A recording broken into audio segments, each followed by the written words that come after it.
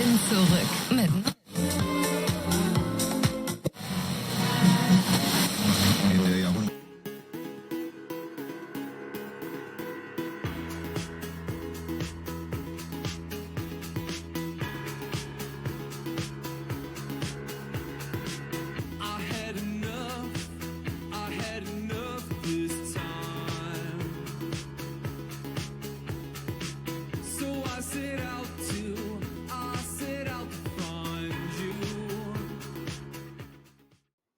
We're taking basically what was used to be a wild animal and we're trying to say, yeah, come live inside a house, Yeah. It's all cool. So I think you can't be upset about that kind of stuff. But yeah, like, trying to get back to topic, animal psychology. I think that I think that animals have to have I mean, definitely for my big dog, it turned out he was the lifeguard and but which was also dangerous at the same time because anybody that was in the pool, he thought they're drowning. And then you've got this giant, he weighed the same as me. He literally weighed the same as me at the time. Like he was 50 kilograms. I was 50 kilograms. And it's scary for people if you're in a pool, you're just like lounging and stuff, and you see this giant dog that looks like a pit bull, like flying, leaping towards you. I mean, but that was his job, and his job was to protect me.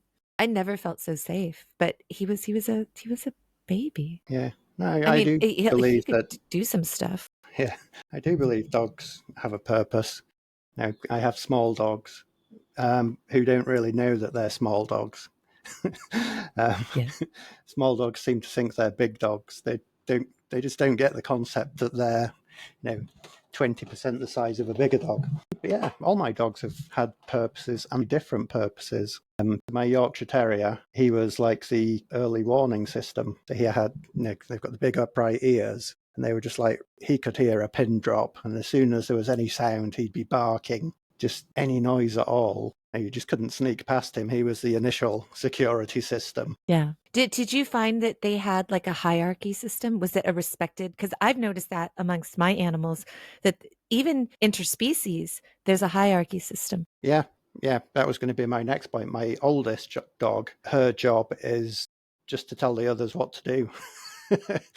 So she'll sit there and just give a yap or a little growl. And that means the others have to be called into action and investigate. It's really cool. See, but I think that is amazing to me. And so many people are lucky enough to experience it, people that have animals, but also people that have interspecies, different types of animals. Like it's interesting to see the behaviors or the bonds or the friendships. And I've talked to you about this many times, like how there's so many different videos we see of different animals. Just the other day, it was, I think, a German Shepherd and a fox. This man was taking a German Shepherd through on a walk through the forest. The German Shepherd encounters a fox, and every day he takes this walk. And as soon as they find each other, they go off and they run and they play. And it's just, it's a beautiful thing. There was another one where I think it was a coyote and a badger had somehow and you could see from different cameras the coyote's going, but he's like literally waiting up for the badger, like, come on. And he's like, come on. And the badger's just like, wobbling all slowly. But there's this, and the coyote's like excited. He's like kind of pouncing, like, come on, let's go. And I'm like, not only is it an interspecies kind of friendship, it's like different energies too. Like the coyote's like, oh, like a kid. He's like jumping around, like, let's go, let's go. The badger's like, I'm going to get there in time. But that's so beautiful. Like that is incredibly beautiful to me. Yeah. And I'm sure you've seen the video of the golden retriever that raised the tiger pup. Yeah. Not just one, but I think there's two different ones. And even though when the tigers grew up, what I found really interesting, the tigers were like, 4 times the size now of the mama dog, but she could still, like, if they were misbehaving, she just and just scolded them, and they were just like, and they responded. I thought that was cool, Yeah. And my youngest dog, his job, he thinks, he definitely needs a job. He's alert 100% of the time. He's just always looking around for danger. So I think his job in the hierarchy is to warn the older dogs if there's something amiss. just so they could do something about it. Yeah. But see, that's so cool to me. Like, I wonder, how do they work it out? Like, when people always ask me, like, if you could have one superhero power, what would it be? Mine's always been to be able to understand every earthling on the planet. Like, no matter what language, no matter what animal, like, I just want to understand everybody, right? And so I wonder, is it a job? Like, we watch all these cute movies and cartoons about animals, like Secret Lives of Animals, Secret Lives of Pets, right? But I do wonder if there's like some kind of like unspoken thing of like, this is your, like, get out of my way. This is your job. Go look for danger. Like, to deal with, like, I don't want to deal with this like full of energy young pup. It's like, go look for somebody. It's like, yeah, okay. And he's like gone, like, Yeah. I don't Well, know I if think that's the case. I think dog breeds, they've been bred and they've been crossbred for specific reasons. But even within that, I've never met two dogs that have the exact same personality. Yeah. So it's racist, the wrong word. You can't have this stereotypical view of a golden retriever, for example, or a Jack Russell, because every golden retriever is different, just like Yeah. every person is different. There's definitely asshole animals. And I see it because I've got that whole pigeon thing going on upstairs where like I have the pigeon bathing station, and I mean I see rudeness. It's funny, like I philosophize a lot when I'm up there with the pigeons. It started out just like I'm watering the garden up there upstairs and then I see them. But there is, as I'm watering and I just kind of focus on them and look at them, there's so many correlations between just humans, right?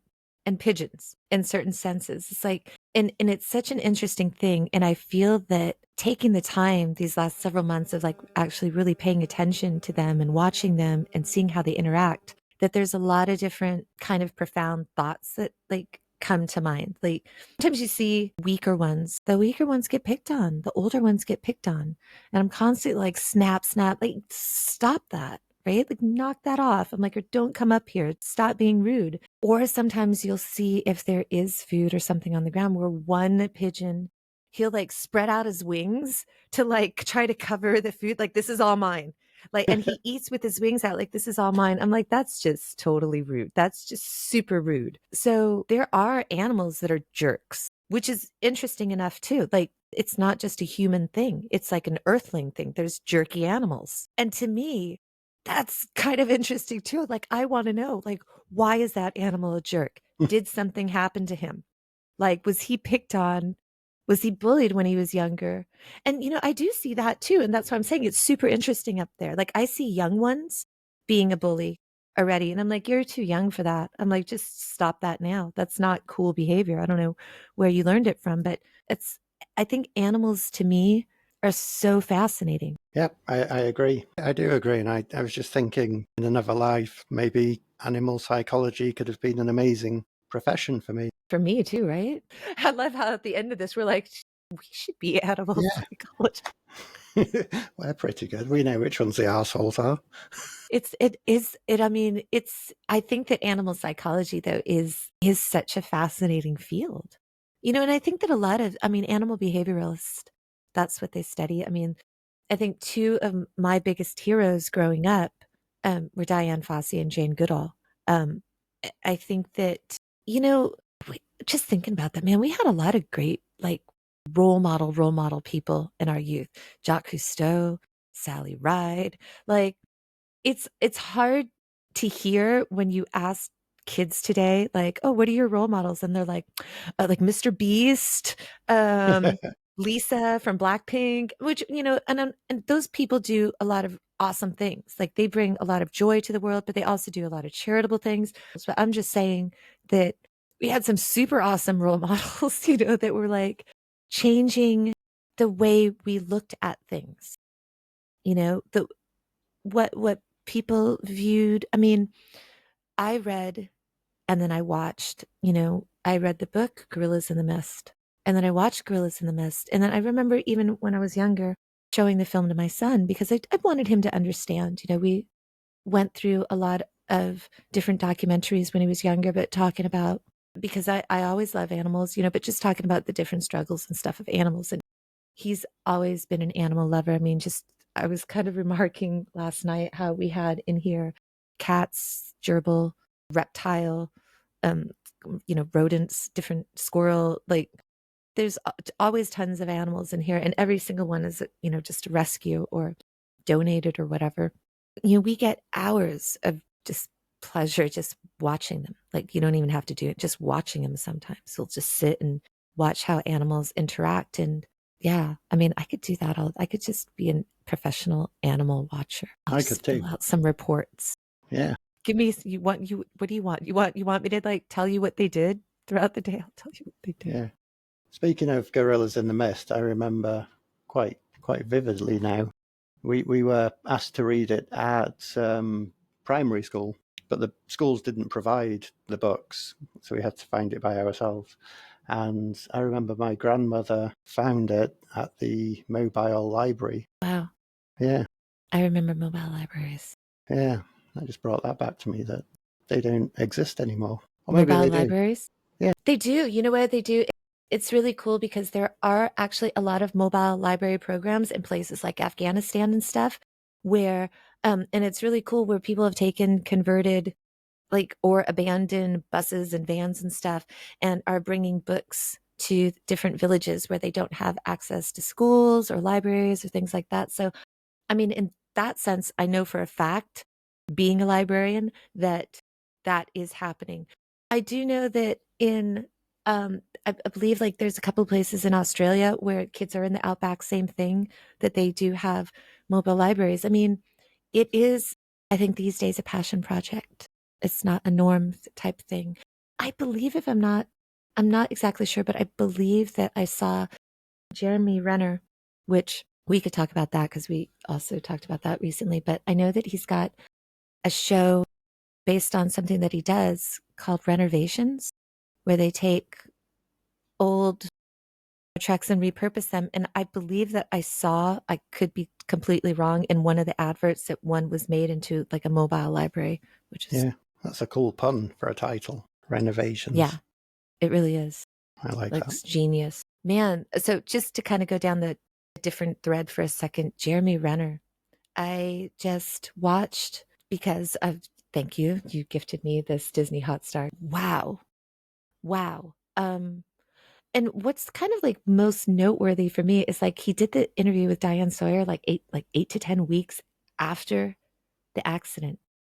8 to 10 weeks after the accident. I mean, he was in a wheelchair at the time, and he was through the course of the interview, because it wasn't just like on one day, right? Through the course of the interview, he's now upright, walking with a cane and stuff like that. But wow. Um, and there's wow for a lot of reasons. Wow, I think the biggest thing that I found so incredibly lovely from all that, amidst all that tragedy, is that super awesome family support system. That is like you could tell, like that's just an awesome family, right? And not everybody is lucky to have those kind of families, and those families definitely make a difference, like um yeah, wow, just absolutely wow. Like every single one of them is awesome. But for him, I like that his sister chalked it up to just stubbornness. Because like when she said that, I'm like, yeah, I could get that. I understand that.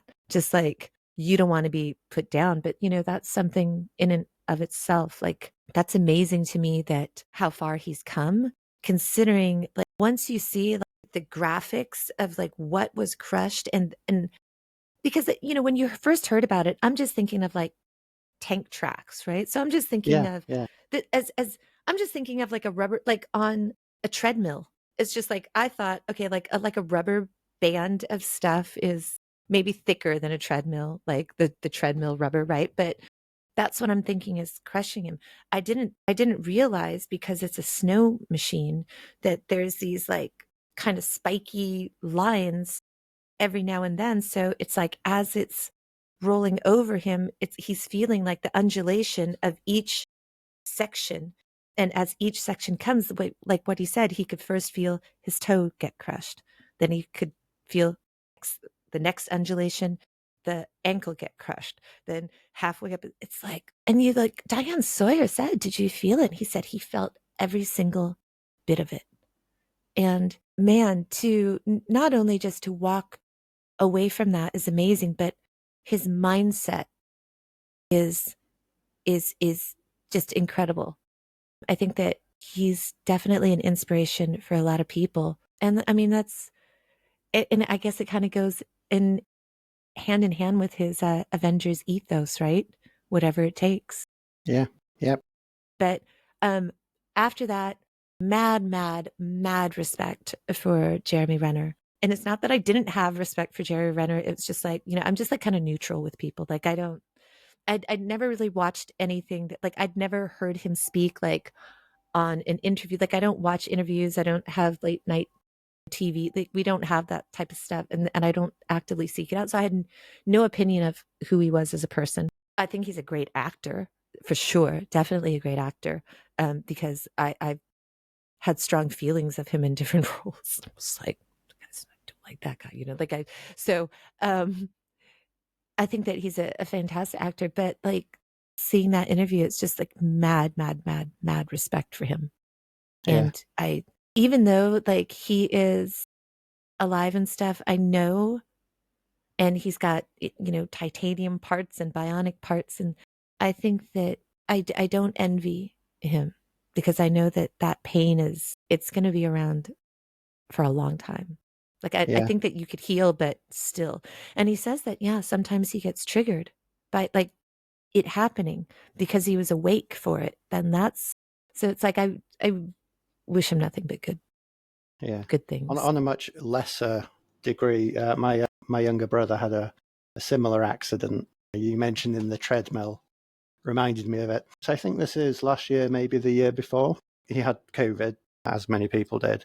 The stubbornness reminded me as well. He was very stubborn. He wanted to get back into exercising because he's a little bit like me. He gets into a routine and gets very obsessive about things. So he was, right. Is this Yes, Mafia? yeah, Okay. yeah, That's code for Desmond's younger brother. It's just his yeah, club it's is mafia. Mafia. We just call Yeah. him Mafia. Um, Does he know that we call him Mafia? yeah, I've told him. Okay. How does he feel about that? I think he's secretly proud. So getting back to his incident, so he had COVID, thought he'd recovered, clearly hadn't, went on the treadmill. I think he said, right, I'll go on this for 30 minutes. And then he arranged to meet me afterwards for some food. And it went fairly quiet. And I got this message saying, I've just had an accident. So what had happened was he was on the treadmill, he blacked out, and there's like the red safety thing on the treadmill that you can tie to yourself that stops Yeah. the treadmill. He didn't have it on. No, never uses it. So he woke up. He thinks it's 10 minutes later. Treadmill's still running, marking on the back of his neck. So like a rug burn. Yeah. Like a sustained, Ser- but it's a rubber yeah. plate. Yeah. And it was serious. There was like nobody else in the gym at the time. No. Yeah, so he just woke up and then he realized he couldn't be late to meet me because, he'd never live it down. He came to meet me. I just looked at him and I said, what are you doing? It was such a huge burn from probably, it wasn't just his neck. So it was his right shoulder, half of his neck, probably up to the top of it, to the crown of his head, was just red raw. And then the thing he was panicking about was my parents were coming to Thailand the week after, and he didn't want them to know about it. He was like, I need to research and find out how to make this heal so that mum doesn't know that it happened. So he's looking into all the different moisturizers and oils. But yeah, I just know the stubbornness and the treadmill reminded me of that. He was so stubborn that he still had to come to meet me. So I couldn't say, oh, you were late that time once. And also his fear wasn't that he'd done himself some permanent damage or caused himself pain. It was what my mum would say about it the following week. And after that, we had day by day updates. He'd show me, and it's like, is it any less noticeable? It's like, yeah, but you can still tell something's happened. It's funny because a lot of times, teenagers and kids, they and I was the same when I was young, right? We look at our parents and stuff like that, and we look at older people, and they just seem like, okay, those are old people dealing with old issues, like old people issues, old people problems, old whatever, right? But then when we're our age, it's just like, and I talk to tons of people my age, in late 30s, all the way to their, all the way to their like early 60s that still have their parents around. And they feel internally like they're still kids dealing with their parents. Like nothing is that dynamic hasn't changed. And it doesn't Definitely. matter if like for some people they're like, I've got 5 kids. My parents had me. I've got 5 kids and they still don't think I know what I'm talking about. And so there's like I always hear like a lot of these kind of funny stories between friends and stuff. Um what I also hear a lot too from people in that same age group of anywhere between their 30s to their 60s of having to look after, deal with parents that are getting older. And I think that, and it's funny, I was talking to my friend about it, Justin, who I recorded a podcast for the hosted by LV, like main podcast. But I was talking to him about how there's not a lot of different reels and memes and accounts. There's like so many that deal with being a parent of a teen, being a parent of a toddler, being a parent of a baby, having a girlfriend that's a certain way, having a boyfriend that's a certain way, having, whatever partnerships in weird ways, the annoyances about this or that, right? All these different things are like, oh, this is what we have to deal with.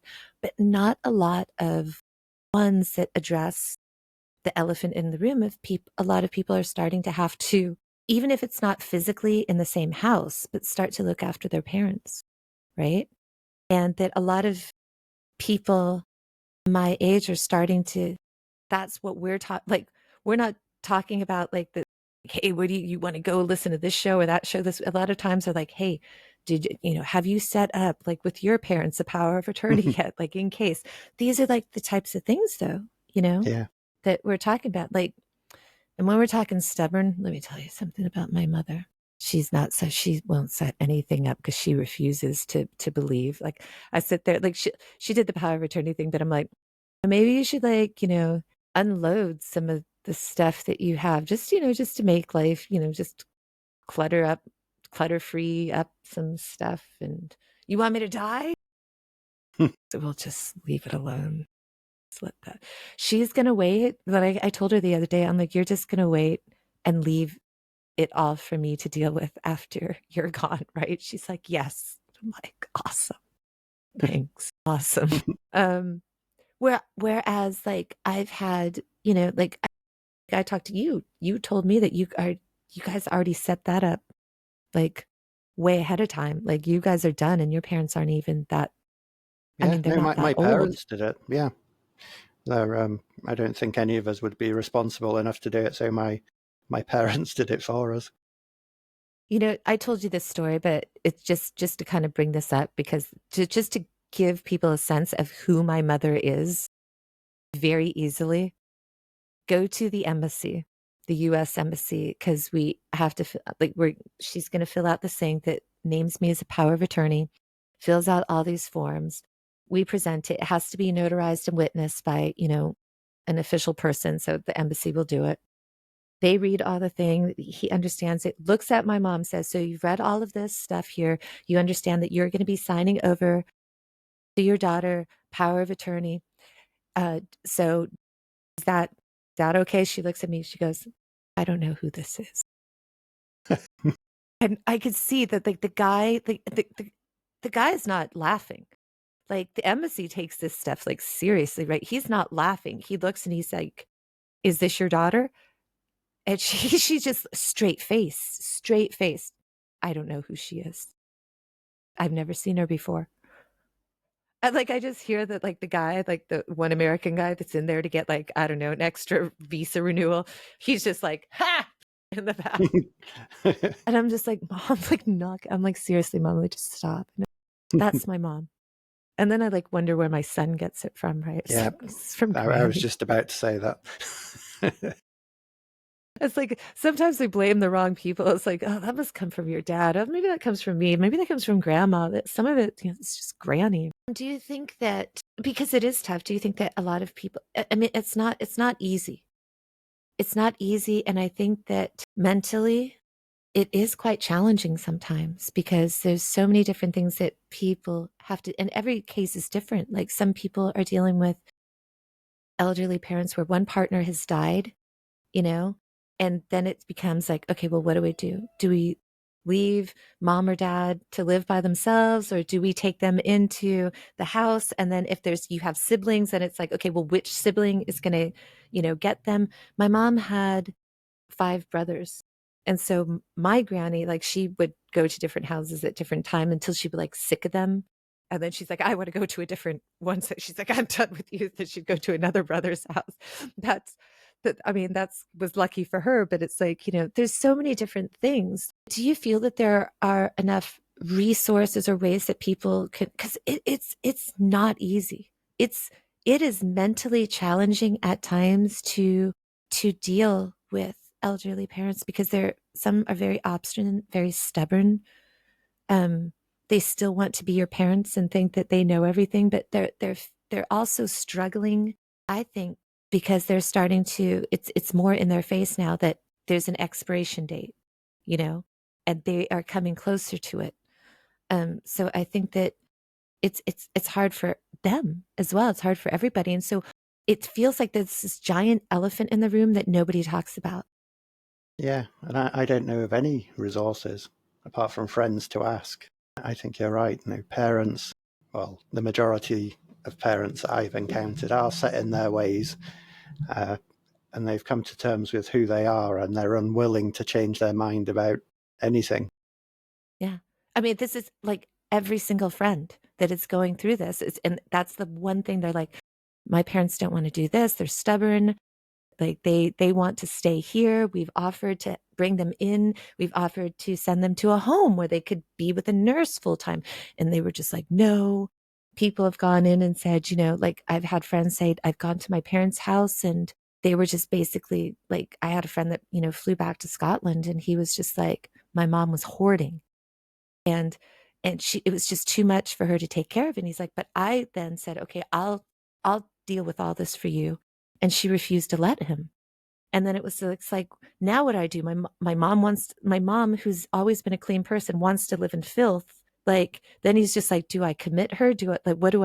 Yeah, And I don't feel like it's talked about a lot. I don't think that there's a lot of resources out there. and it's stressful on both sides. Now, it's stressful on the parents, and it's stressful on the sons and daughters. And there's not much open dialogue. Like you said, you might say something to your mum and she'll snap back. So that's it, end of discussion for now. And it's always Yeah. something that you want to get to talk to sensibly and rationally. But Yeah. that time rarely comes. As I've told you before, like I it is tough. Like I've got a mother that's 80. And so like trying to be sensitive to all that she's going through, but also I have a teenage son that's 14. So try to be sensitive to all that he's going through. Um, I guess people would classify me in the middle of my life. So I'm going whatever thing. I don't think I'm going through anything. I'm pretty settled and I'm like, I'm in such a good place, but not a lot of people are, like I'm in a super, super cool place where I feel like, do I have my moments sometimes where I cry? Like I give myself a minute, I'll cry and then I'll move on. And I don't, and it's a little bit like the British stiff upper lip. It's kind of like that, but it's not like saying I'm going to ignore it. It's just saying, okay, I've given myself that moment. I've cried for my 30 seconds, taken a breath. All right, let's what I don't need to linger here. Right? I think for me that's been a great mindset where I'm like, okay, I don't need to linger in this feeling. Okay, let's just move on. And also something that's so helpful for me that and it took me a while to get through to get to that place, but what's helpful for me is that I don't take it personally anymore where I used to with like the things that parents can say sometimes, especially an Asian mom. Like Asian moms, I think Asian moms are kind of like, They have a reputation, let's say that. yeah, like so I mean, and I used to take things personally and I didn't understand. And the term generational trauma, just it's something I've only heard about in the last year, right? But in reading about it, to learn more about what is this? Is this another, I'll be honest, like I'm like, is this another label, right? Because there are a lot of labels. And I'm not saying that every label is incorrect but there are a lot of labels. People like labeling things. So there's so many different labels of stuff, right? And so I thought, is generational trauma another label for something? But when researching it and reading it and hearing about it and like looking at different videos of people talking about it, I'm like, yeah, I do understand. I do have a different understanding of what that is now. And it's basically, just like what were our parents exposed to is not necessarily that what we were exposed to. And I remember just telling my cousin the other day, I'm like, dude, we grew up with well, I was going to say, we grew up with Cosby Show, Family Ties. We grew up with, like all the growing pains. We grew up with all these different things that showed perfect family. Our generation. There's more diversity in families today on TV, so I'm told. My son has been watching something, and he told me it was really great on Disney called Young Sheldon, and he loves the show.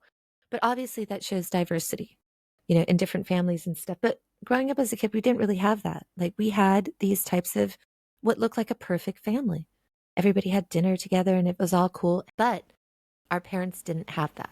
So I sat there and I said to Bert, I'm like, so we grew up with that, and then we hold our parents against that, and we're like, hey, how come you weren't like the Keatons? Why weren't you like the Keatons? Why weren't you like this family? Why weren't you like the Huxtables? Like, why couldn't I do something really bad, but you just kind of scolded me and gave me the right advice, and then everything was good again, and then all was good. It's tough, but that's the truth of it. We had this completely different idea. But when we realized our parents didn't have that, they didn't really have, and also we grew up in a world where we were told to talk about our feelings, express our feelings. Let's talk about it. I'm okay. You're okay. There was, from the 70s on, there was more talk of how are you feeling internally. But 60s, 50s, 40s, 30s, there was none of that. So it is hard because they really, really are stuck in that. And for a long time, I would take my mom was personally. Like, oh, she must not like me. I'm doing everything wrong. I'll never be good enough. I'll never be what she wants me to be. It's like, no matter what. But then I realized that that wasn't the case. But it took a long time to realize that that was the case. It was just that our language was different. Not only our love language, but just the way that she said she was proud was different from how I expected. And that was a huge lesson in life. And once you learn that to not have expectations, because expectations lead so much to disappointment. Like, once I stopped expecting people to be a certain way and realizing people can only be the way that they are based on the experiences that they have. Once you like let go of expectations, it's hard to be disappointed because there's nothing to be disappointed about. Yeah. And I think trying to understand that you can't change what other people think, but you can change how you react to what other people think is a big game changer as well. Yeah. I mean, You isn't can, that the one of the things of Buddhism, which is, I don't view Buddhism really as a religion so much as a philosophy, right? Which is why I like to read a lot of Buddhist philosophies and writing, because I don't really view it as a religion. I kind of view it as a philosophy. And one of it is that we are the cause of our own suffering. And that's a powerful statement. And once you actually accept that statement and really think about it and go, well, if I'm sad, I'm suffering because I'm sad. Why are you sad? Right? Think about why you're sad. I'm sad because what I wanted to happen didn't happen. So you had expectations. So then we go back to that expectation. Say, don't have the expectations, then you won't be sad. And if you're not sad, then you won't suffer. But once I realized that and really thought about that and thought, we are the cause of our own suffering. So it's like we have to, so instead of like, I tell my mother this all the time because she has a different thing where she gets upset by a lot of different things. I'm like, don't let it affect you. Like, if you can do something about it, do it and change it. If you have the means to do something about something that's bothering you, change it. But if not, just be yeah, indifferent. yeah, just let it go. Yeah. And so I'm in a good place. Going back to people dealing with parents, not everybody's in that place yet. So it is tough because it's like some people are having to look after a parent that's still treating them like a kid, even though they're a grown adult, Yeah, trying to do what's best. And so, the best I can say to those people is hang in there, and they're definitely not alone, you know, because it's a hard thing to feel alone. It's not something that people can go and talk to their kids about because they'll not quite understand, and it's not their fault either. And I think a lot of people just don't want to burden their friends with like, oh yeah, I'm going to talk about stuff with my parents. It's like they still want to talk about fun, youthful things. Maybe I yeah, don't know, yeah, you know, but it's not something that's commonly that I see talked about on social media. yeah. And the kids, well, not kids, the sons and daughters of these elderly parents, they might be in denial themselves. No, because I realised my parents are 70 this year, which doesn't sound that old. But if you think back to when you were 20 years old, and if someone said, "Oh, how old are your grandparents?" in their 70s, You think so they were near death. yeah, You're like, they're going to kick the bucket any day. yeah, That's what you thought as a kid, yeah. you know? But now that you have to readjust that and think, well, 70, that's still quite young. Yeah. Yeah, When in it is. reality, it isn't. Do you find it funny? Because I, I find it funny, but did it seem like our parents just were always old people? Like when I was a kid, they seemed not like old, but it was just like they always seemed like older. Maybe it's the way they dressed and stuff. When I look at pictures of my dad, how he was dressed at 40 and how I was dressed at 40, he looked like an old man. Like he looked like a man that was going to retire. And I'm like, why? Why? What happened? I'm like, look at you in the 60s. Look at you in the 70s. You were so hip. What happened? And Yeah, he's like, I've said, you. He's like, you and your mother happened. That's what happened. You becoming a teenager. That's what happened. yeah, I've said to Mafia before, have some nonsense conversation, or just sit there insulting each other for no reason, and we'll just look at each other and say, "Do you think other people our age talk to each other like this?" Because you'd think in your 40s, you're a fully grown adult, should be sensible, should be rational, should have all these life goals and these standards. But if anything, we're still acting like we did when we were still little kids. Yeah, it's weird because and it's not just us. I see almost the entirety of Gen X is still very youthful. I don't I don't know if it's stubbornness, but I still see like, my friends that I went to high school with are still, posting pictures of them at a skate park, still skating. I think that's cool. Like they're still dressed in t-shirts, still got Stussy hats on.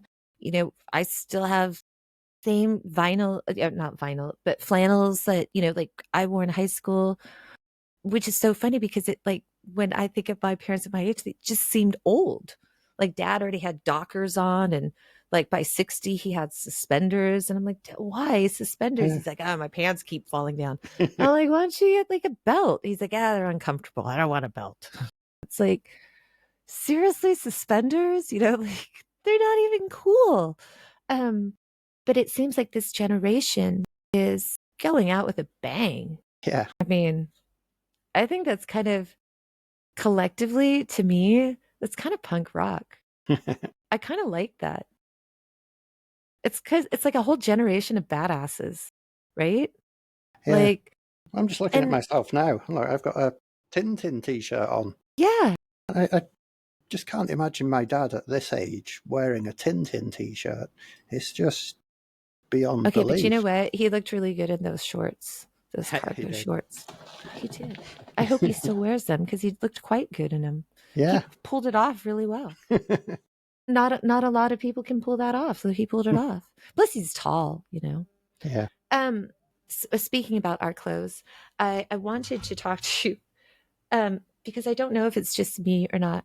You and I are both t-shirt collectors, probably like have probably hundreds of t-shirts between us.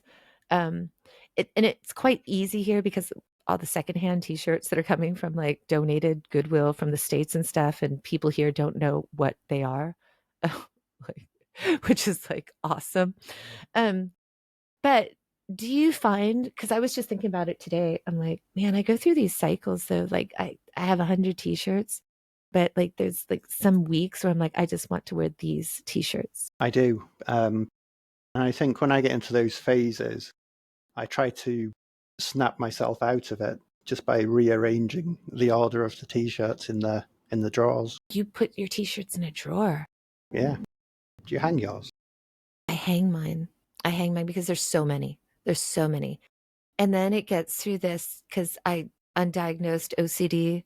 I go through these, and I've done this with and this is why this is why now that I'm older and have worked with children on spectrums, I understand myself a little better. Um, but I would go through these things where I organize the closet like color code. Like I'm gonna put all the white shirts and then, but then I decide I don't want it by color code. And then I go through a whole thing of, then for a while I went, okay, I want it by like, okay, these are band t-shirts. These are sports t-shirts. You know, these are at a generic label. These are t-shirts of food logos like Mountain Dew, Dr. Pepper. I went through that. Then I went through if they were soft t-shirts or if I didn't really like the fabric. There's no rhyme or reason. Like, I don't know why. I just sometimes I'm like, I got to rearrange it. And I was that way with like CDs. It was horrible. Like when CDs came out, I didn't know whether I wanted the CDs to be arranged alphabetically or if I wanted them. And I remember one time sitting there going, should I arrange them by genre? And then going, well, okay, like let's look at something like Us Three. They're jazzy, but they're kind of like jazzy R&B. Could you call them hip hop? Like then it was just like you had these subgenres of stuff. Then, and this was one of my favorite iterations of it. I did it by release year. I quite liked that. I did a combination of alphabetically and release year. So the bands would be grouped together from A to Z. But someone like Tears for Fears, within that section, their albums would be in the order they were released. What album do you think that you had the most of when you count all the maybe compilations, B-sides, singles and stuff? Was there one that you had more of all the extra import CDs than another? Possibly Dire Straits. Wow. Yeah. And do you still have all that now? No, I got rid of all the physical ones. When CDs came out, I sold my cassettes on eBay. Mm. And then when digital music came out, I sold my CDs. So I have one, it's right here actually, which you know about, one physical CD, which one of your son's friends bought for me. Yeah, very nice. Yeah, Depeche Mode.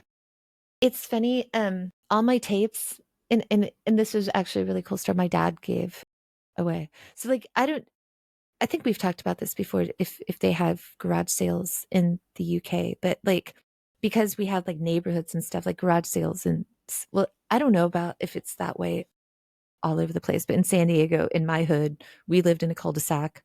We had like dad always had garage sales on Sunday just to get rid of stuff, right? He always got up earlier than my mom so he could be sneaky and get rid of it. Like she would never let him throw anything away. So like this was like his like silent protest. He got up early before everybody else. And the garage people came like early. Like people just drove around on Sunday mornings and Saturday mornings around the hood. Like, and we lived like in, I would say an upper middle class neighborhood, but still people came, right? And so he got rid of a lot of stuff that way. He got rid of my tapes that way because some kid came in and he's like, "Oh, you selling all those tapes?" He's like, "You want them? Take them. Just take." 'Em." I remember one day, and it was when I was older, and I lived like a mile away from him, and my dad brought all these boxes over the house. He's like, "I was cleaning the house. I found a lot of your stuff here." So I'm leaving it with you. And I'm like looking through the boxes. I'm like, none of this is mine. This is all your wife's stuff. This is mom's stuff. Like, take it back. He's like, I don't think so. Like, you just take it and look at it. I'm like, you're offloading mom's stuff, aren't you? Like, just because you don't want to throw it away. She checking bins. I'm like, is she checking bins on you? I'm like, but that's what he would do. But then I had all my CDs and they were put into a storage container and that storage container got burglarized. And so like I lost all the physical collection of my CDs. My vinyls are all in a different storage place. So I have like all my vinyls since when I was a kid, but I saw this meme that was around yesterday and it said, "Why is Gen X so angry?" And it said, because we had to replace all our vinyls with cassettes. Then we had to replace all our cassettes with CDs. Then we had to replace all our CDs with MP3s. Then we had to go, and now we have to stream to get our music. And now we're going back to trying to collect it all on vinyl again. And then I thought, and I was like telling my son, I'm like, I think that means that Gen X should have more say in anything because we've actually spent the most money on music than any other generation because we've bought things over and over and over, especially if you liked it. And a lot of people do like stuff, right? Yeah, So, it's the same for movies as well. With you've got VHS, and then you've got DVDs, and now that's gone to streaming. do they still release Laserdisc, or Laserdisc still a thing? Remember that I when think they they, try to make it a thing? yeah, I think they do. Did you ever have a Laserdisc? I never had a laser disc player. I never had a laser. I know somebody who did, and that would be Devlin Jones, aka Russ Sabin, who was just on here recently. He had a, because I remember going over to his house. He was where I had the CD collection, like just rows and rows of CD. His house was like every movie you could possibly imagine, which was cool. So and he had, I think, laser discs as well. Going back to organizing CDs things, I will say I'm not going to mention the band, that one band, but I'm going to give a little more insight as to why I hate the one band, which has nothing to do with the band per se. Um, I remember as I went through, and this is like something like over 20 years ago. This is like back in the 90s, late 90s, going through my CD collection. And like I said, I was kind of had OCD about it, and finding this particular album for this particular band. And I knew there was no way that I would have bought that album. And I knew the reason why somebody might troll me with the album was I had complained that it seemed like no matter what country that I went to, where in the world I was, that I always seemed to run into somebody playing this song. It's playing this song or one other song. The other band I don't hate so much because there's this other story is not connected to it. But it's usually one of two songs. One of the songs I will say, because I love the band, is Hotel California. You will find it doesn't matter what country I go to, I will find somebody within a day somewhere, some busker, some bar's got some guy singing it. They do Hotel California. It seems to be like what they play for people traveling. The second is this other song. And so I remember making comments to people saying, I don't know what it is, but it's just, and it's a generally easy song to play on guitar, which is why I think that people pick this song. But I've heard some mangled versions of it from people.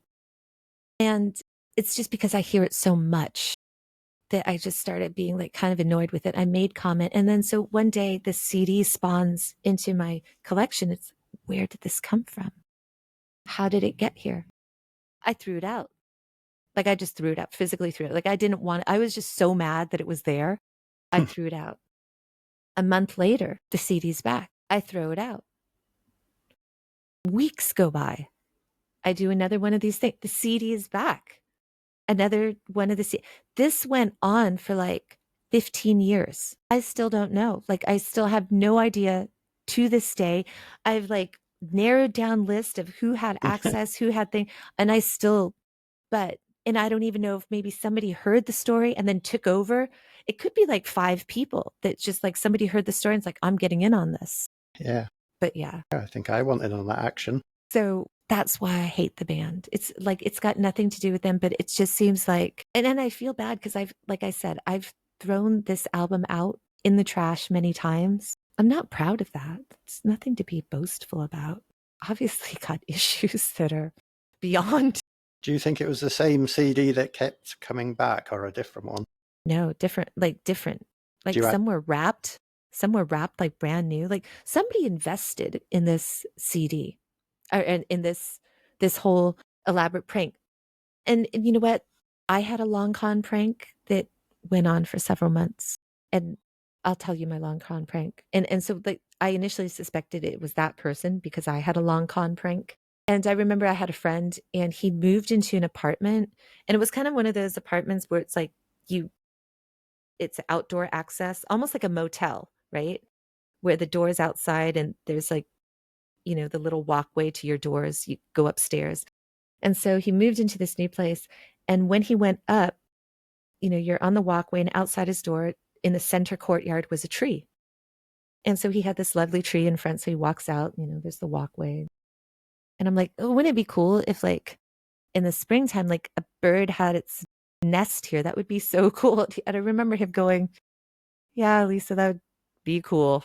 Whatever, like just poo-pooing me, like, right? And I was thinking, I'll show him. So I went to Michael's, which was like an arts and crafts store in the States. And I bought a nest because they had like arts and crafts. They had a nest. They had like fake eggs, and they had some pretty fairly realistic looking birds, right? For crafts.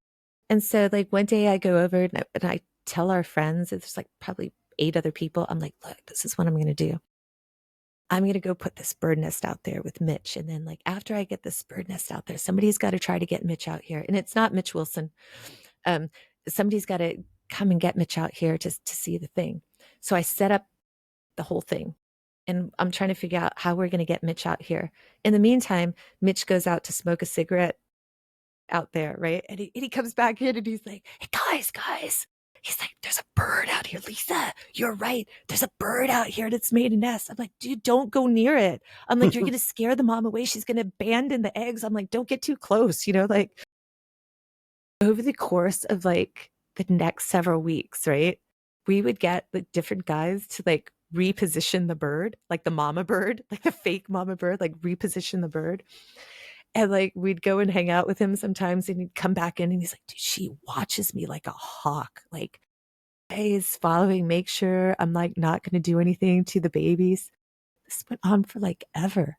It just went on forever. And to the point that like then we had another place we were hanging out with, and I'd ask like his roommate, I'm like, are you guys still moving the bird? He's like, dude, I took the bird away for a while to make it look like the bird went looking for like food for the babies. And then he's like, I'll go put it back. And I'm like, doesn't he question that the eggs have never hatched? He's like, no. It went on forever. It just went on forever. Like I love pranking. My son loves pranking. I know that you know this because I know that you've suffered some pranks from him. I think there was one that involved either a cockroach or a fake gecko. Yes. There's that. Did you have a pranking, like, because you had brothers, did you have a pranking family? Still do. Nice. Yep. The pranking never ends. I think that just makes life easier, though. I mean, in general, like people that have those types of personalities or those types of dispositions, I think have a little bit easier through life. Like, for example, like there is some crazy, and I'm not going to worry because she's not going to listen to this particular podcast, but it's tough sometimes, like, dealing with an 8-year-old mom. Like there's borderline, Alzheimer type, things that go on. If I didn't have my son, like, and we try to make light of everything. And sometimes we're open with her so that she can laugh about it and not be fearful. Like we told her the other day, we're like, we're going to make you a t-shirt that says, if lost, please call this number. And she's like, oh, that's not funny. I'm like, we're not putting our number. And then she's like, oh, come on. But if you can't laugh at it, I think it makes it so much harder. So I feel really, really blessed that it is an extremely tough thing. Yeah, I had a moment this morning. I was leaving you a voice message, and I think I had a 30-second cry moment when I was just telling you about it and going, it's hard sometimes, but it does. The only thing that I could offer anyone was going through is just try to keep a light and also try to understand what they are going through is scary for them too, because it is hard. Like for a long time, I didn't know my dad had dementia. I just thought he was just saying things without a filter because he was old. Yeah.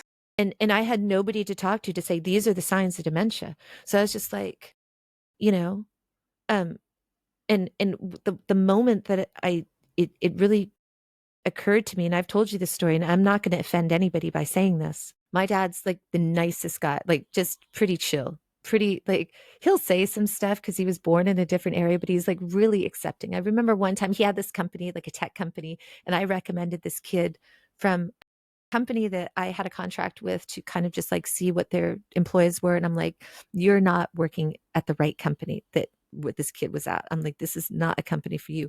I suggest you go work for my dad's company. Um, and that's what you should do. And I remember I called dad. I'm like, I'm going to send this kid up to you for your HR people to look at. I'm like, but dad, I said, be open minded. He's like, that's exactly how his laugh was. He's like, why? I said, he's got a lot of piercings, dad. He's like, oh. Like, he's got piercings in he's got piercings everywhere, but he's just going to be your computer guy.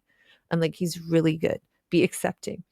And so, dad did hire him, but the guy would always tell me, he's like, yeah, your dad always comes by with like a battery attached to wire and he like puts it near my piercings. I'm like, I'm so sorry. He's like, no, it's really cool. He's like, your dad's really cool. So dad will have his like little things as he's trying to come to grips with everything, right? But towards the end, uh, I'm going to preface that Thailand is a very open and accept. I think that they're very open and accepting to the um different communities, right? Especially the trans community. And so it's not uncommon to go to a very nice hospital or to go to a school or to go to any place actually and see a trans person. It's not uncommon. Nobody's staring. No one's going, ooh, what do you do? It's seriously a non-issue. It's a non-issue in this country, right? And dad has had trans nurses, helping him. But one day, like he's laying in bed and he's got all this stuff and he's like looking at a trans nurse and he just sat there and he said, you're the ugliest woman I've ever seen. And I was like, and the nurse said, luckily I'm not a woman. Like seriously, like had the deep, and I looked at her and we laughed, right?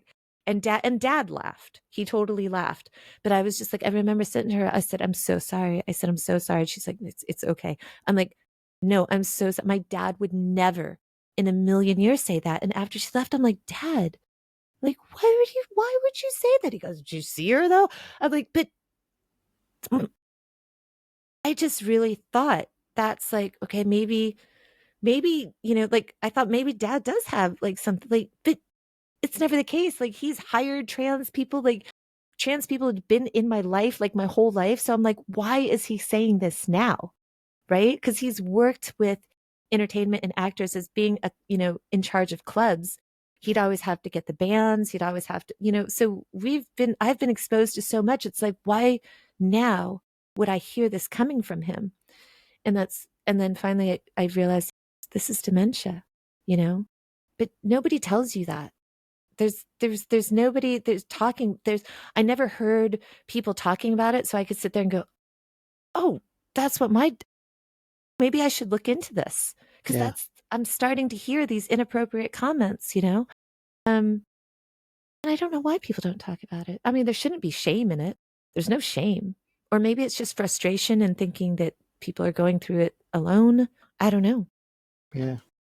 If anything, there'd be less shame that if people knew the signals, they could, find out quicker. Yeah. It And I might think not. that if people talk about it, there's no stigma.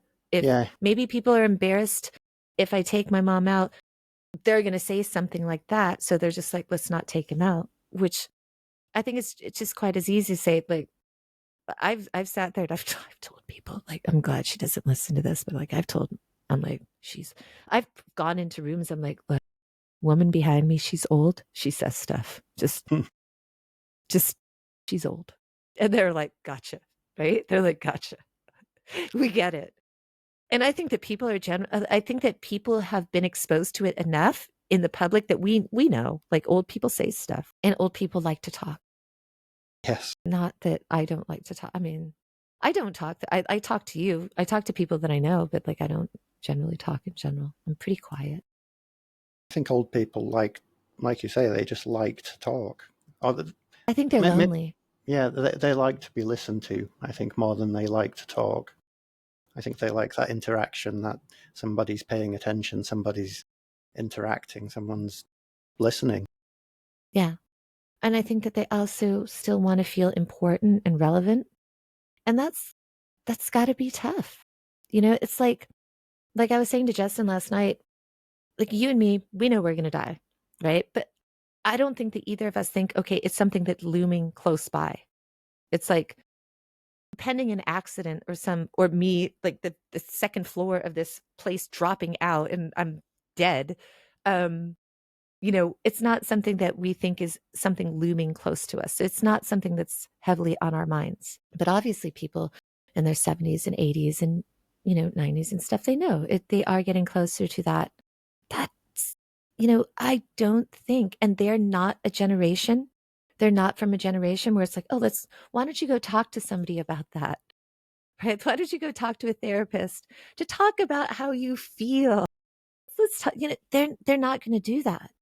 So they're keeping everything in, and it's coming out to their children, you know, as maybe it sounds like disapproval or you're not doing things right or get your life together, like whatever, right? Yeah. Where you just kind of feel like you go talk to your parents and you feel small again, like Yeah. I have a job, Yeah. bought a house, doing all right, but you just kind of feel like what's happening? Yeah, like you guys aren't the people that are experiencing that. You are not alone. It's very common. It's very common. It's very, very common. And I'm sure like especially in your case, because you have siblings where it's almost like a paper, rock, scissor type thing of like, okay, who's gonna deal with this time? Do you guys draw straws? Yes. There was when my parents were here last time, it was my mum, my dad, me, and Mafia. We just looked at each other and thought, no, this is me and Mafia. We didn't say it to my parents. We thought, this is horrible. Nobody's enjoying a single second here. Yes, we're together, but nobody's enjoying it.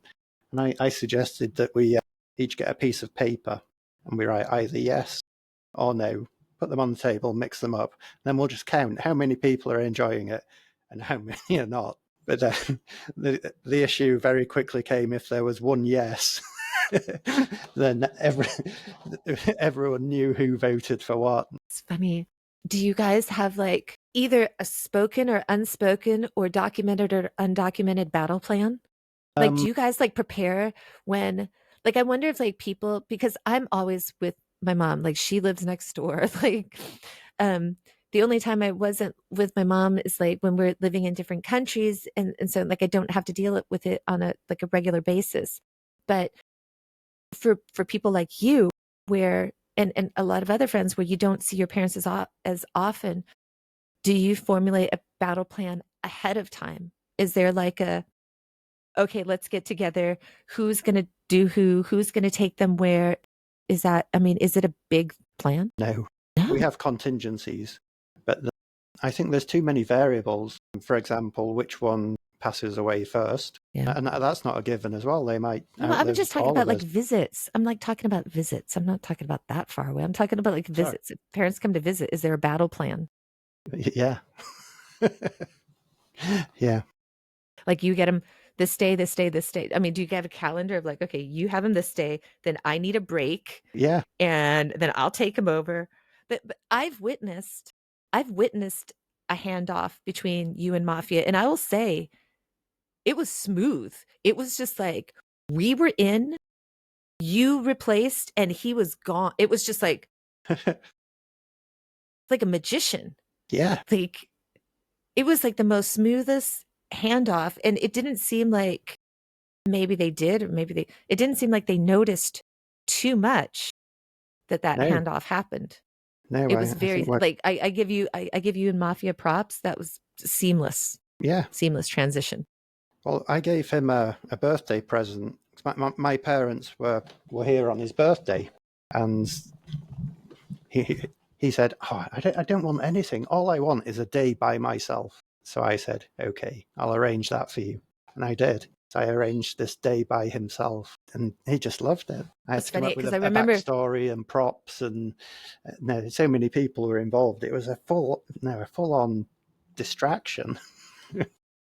Was it I mean, I was really amazed. Like I see though, like we don't have it, like me and my cousins don't have it because we all live, like my uncles across, like everybody's, all our family is right here, so we don't have that. But I do notice that a lot of other families, like they plan Yeah, to make sure the parents are happy, yeah, entertained, because I think that they do have an expectation of being entertained.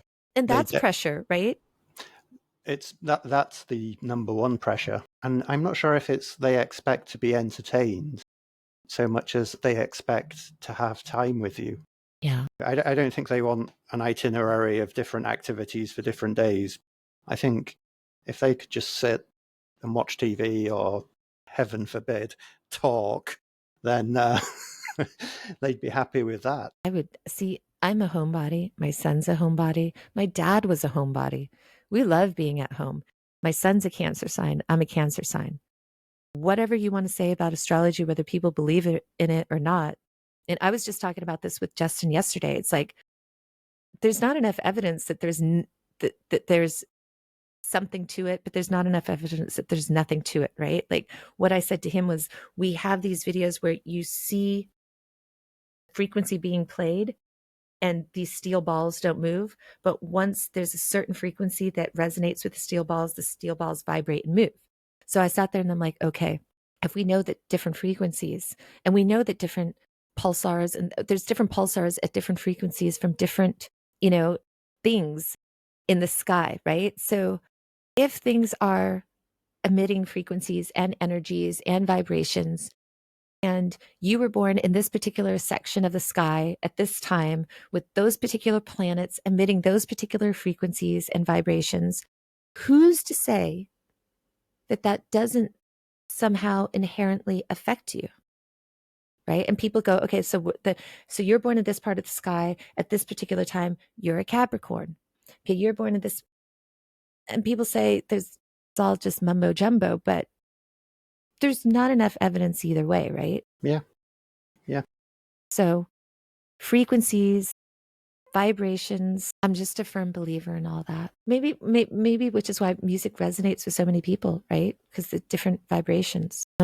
We were talking, like Justin and I yesterday, just about how music is pretty much everybody's first therapist, right? Well, but now when I'm thinking about it, like it has been for our generation. But when I thought, oh, maybe that would be, because I thought therapist, maybe that'd be a good form for mom. Listen to more music.